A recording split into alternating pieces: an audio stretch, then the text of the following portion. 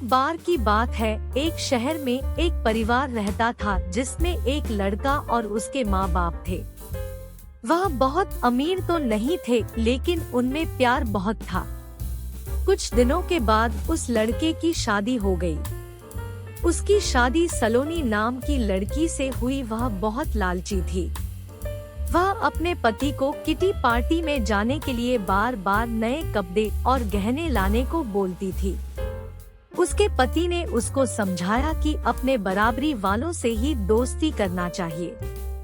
अगर तुम महीने में 10 बार किटी पार्टी में जाओगी तो तुमको हर बार नए कपड़े और गहने कौन दिलाएगा।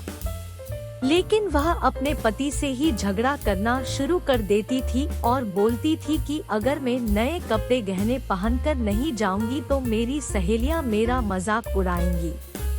तुम ज्यादा कमाने की तो सोचते नहीं बल्कि मुझे ही रोकते रहते हो। इसके बाद वह अपनी सास के पास गई और बोली, माँ जी आप मुझे अपने गहने दे दीजिए, मुझे किटी पार्टी में पहन कर जाना है। उसकी सास हैरान होकर बोली, हमारे समय में बहू अपनी सास को गहने रखने के लिए देती थी, लेकिन तुम मुझसे ही गहने मांग रही है।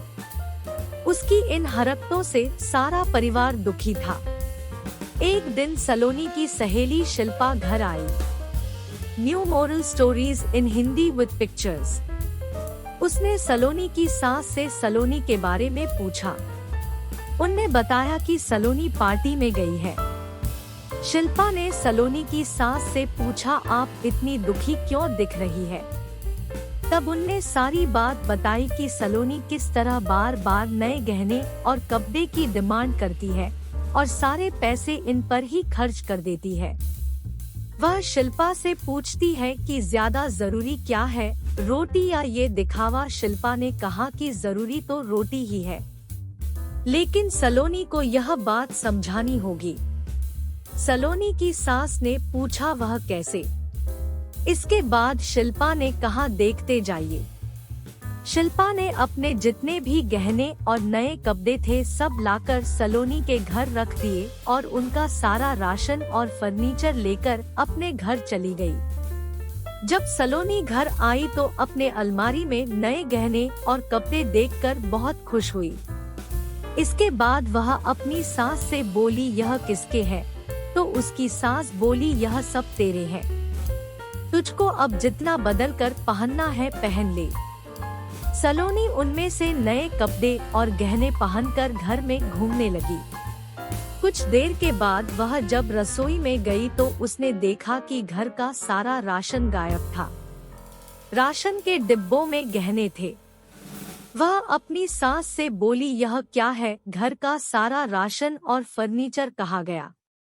उसकी सास बोली, वह सब बेचकर ही तेरे लिए नए गहने और कपड़े लेकर आए हैं, अब तू इनको ही बदल बदल कर पहन। सलोनी बोली, लेकिन गहनों से पेट थोड़ी भरेगा, खाना तो खाना ही पड़ेगा। तभी सलोनी की सहेली शिल्पा भी आ गई। उसने कहा, जब पहले तुम्हारी सास ने तुमको समझाया तब तुम नहीं मानी, इसलिए हमने यह सब किया। अगर तुमको लगता है कि तुम्हारा पति पर्याप्त नहीं कमाता तो तुम खुद नौकरी क्यों नहीं करती। तुमको इन फालतू के दिखावे से बचकर अपने घर पर ध्यान देना चाहिए। अब सलोनी को अपनी गलती का एहसास हो चुका था। सीख, हमें फिजूल खर्ची से बचकर जरूरी चीजों पर ध्यान देना चाहिए।